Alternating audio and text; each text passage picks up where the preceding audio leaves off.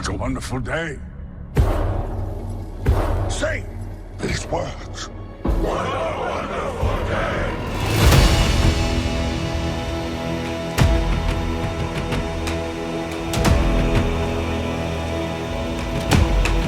day. It is a wonderful day. What's going on, everybody? My name is Elvin, and this is a spoiler-free review of Kingdom of the Planet of the Apes.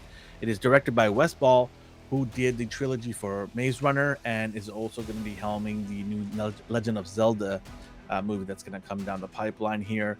This movie is about 2 hours and 25 minutes long, which is the main problem with this movie. It drags at times. It should have been 2 hours. I think you could have done a movie with 2 hours and have no issues. That is the problem with this movie, the pacing of it all. There are moments in this movie you're like, I don't need to have this part drag out. You could have shortened this by a minute or 30 seconds and then on to the next scene.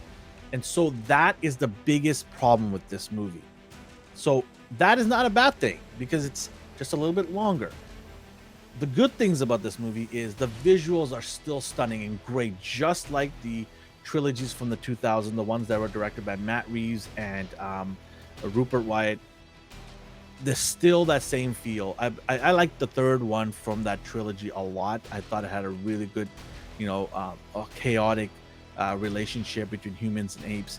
And if you don't know about this, this trilogy and the Planet of the Apes, the whole lore of it all is virus gets set loose. I mean, I know we're sick of hearing that, but virus gets set loose. Mankind loses its ability to talk and think properly and are becoming more Neanderthal, whereas the apes is getting the opposite effect. They're becoming more intelligent. They're able to have sign language and then eventually able to speak and do more human developments through their way of thinking. It's just heightened way much more. So you got this conflict between humans and apes. They're both going a different direction in the evolutionary chart, or so they are. This movie does hint of more movies to be made. Obviously, however money it makes, if it's a success in the box office, then of course they'll keep doing more.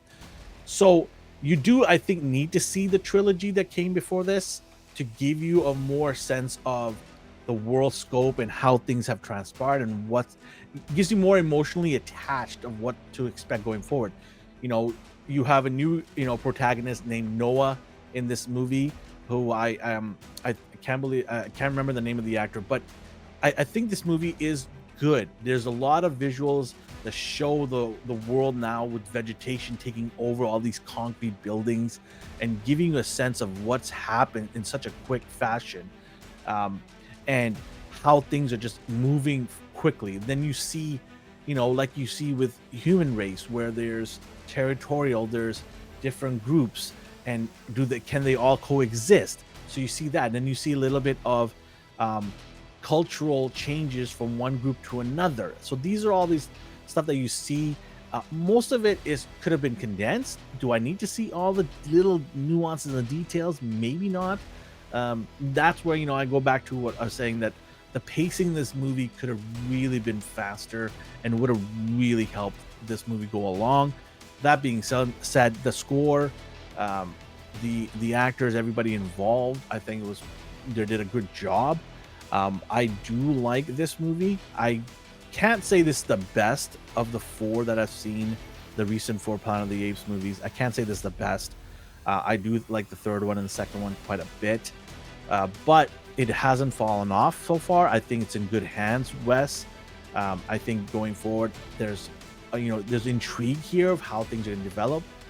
The story itself is not as strong as I expected. There was supposed to be a big payoff, and I felt that the payoff wasn't there. I just feel that it was sort of muddled in with so many things going on, and there's so much parts where there's action, and then you're given the big lines in there, and you're just like, this doesn't feel right. The timing of it all doesn't feel right. So when you look at it from that point, I just felt the timing of all of these things is the biggest problem with this movie. When to move forward, when to slow down, when to drop the big lines, when to have the actions. These were all sort of muddled in, and there was no coordination of it all, and that's where this movie lacks. And if you go into the theater, you're gonna appreciate the sound and the visuals. It is breathtaking. It is beautiful, but this is where it lacks. And because of that, the movie doesn't get to that height where you had, movies like Matt Reeves put together. So with that, I won't take too much of your time. I'm gonna give this movie a 7.5 out of 10. It is worth watching in the theaters if you love seeing beautiful visuals, and this movie has it, and that is the reason why it's at 7.5.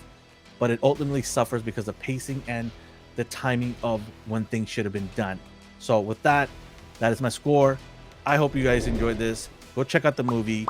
Let me know in the comment section what your score is once you've checked out this movie, and I'll talk to you guys later. Take care. Bye bye.